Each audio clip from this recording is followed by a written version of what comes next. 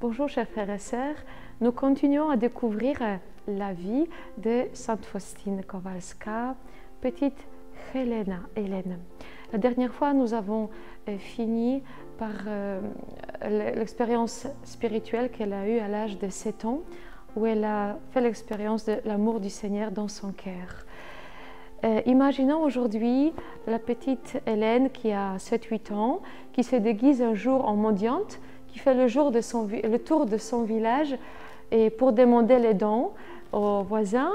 Et avec tout ce qu'elle reçoit, elle va voir son curé et va lui demander de distribuer tous ses dons aux pauvres.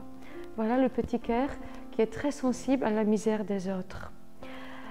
À l'âge de 9 ans, elle va faire sa première communion dans son église paroissiale. Et Hélène sent son cœur se remplir de l'amour de Dieu pendant la messe de la première communion et elle-même commence à comprendre qu'il y a une autre réalité cachée à nos yeux qui est plus importante que celle qu'on voit. Et la fillette fait expérience en fait d'une grande proximité de Dieu, mais elle ne sait pas encore mettre les mots pour le décrire.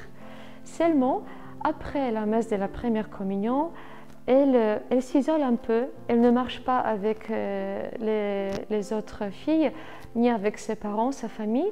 Et une voisine lui pose la question « Pourquoi tu ne marches pas avec les autres? Pourquoi tu es toute seule ?» Et elle lui répond « Je ne marche pas seule, je marche avec Seigneur Jésus. » Voilà, une conscience de la présence de Jésus dans le cœur d'une fille de 9 ans. Hélène, à 12 ans, elle peut commencer son éducation. Pourquoi? Parce que l'école est enfin organisée dans le village, mais elle pourra suivre le cours seulement pendant 3 ans parce qu'il faut céder la place aux autres frères et sœurs. Et en plus, à cause de la misère, de la pauvreté, elle doit commencer le travail comme domestique chez les connaissances des parents. Au bout de presque 1 an de travail, elle rentre à la maison et elle va supplier les parents de lui donner la bénédiction pour qu'elle rentre dans la vie religieuse. Ses parents, surtout son père, vont s'opposer à cela à cause de la pauvreté, puisqu'à l'époque, il fallait payer encore la dette pour pouvoir entrer dans la vie religieuse. Alors, dans ce cas-là, Hélène revient au travail, elle va travailler encore pendant 2 ans et ensuite elle revient à nouveau auprès de ses parents pour demander leur bénédiction et cette fois-ci, elle rencontre le refus catégorique aussi. Elle le décrit dans son petit journal, dans le numéro 8. À l'âge de 18 ans, j'ai ardemment supplié mes parents de me permettre d'entrer au couvent. Ils ont refusé catégoriquement. Après ce refus, je me suis entièrement adonnée aux vanités de la vie, sans accorder la moindre attention à la voie de la grâce, bien que mon âme ne trouvait contentement en rien.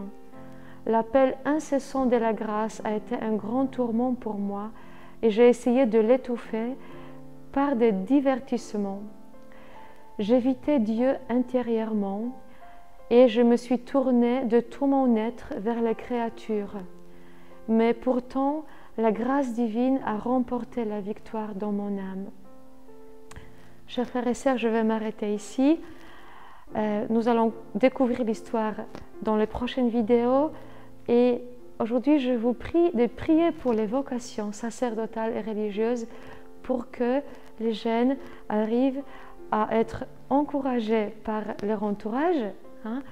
Prions pour les parents chrétiens pour qu'ils encouragent et bénissent la vocation de leurs parents, de leurs enfants.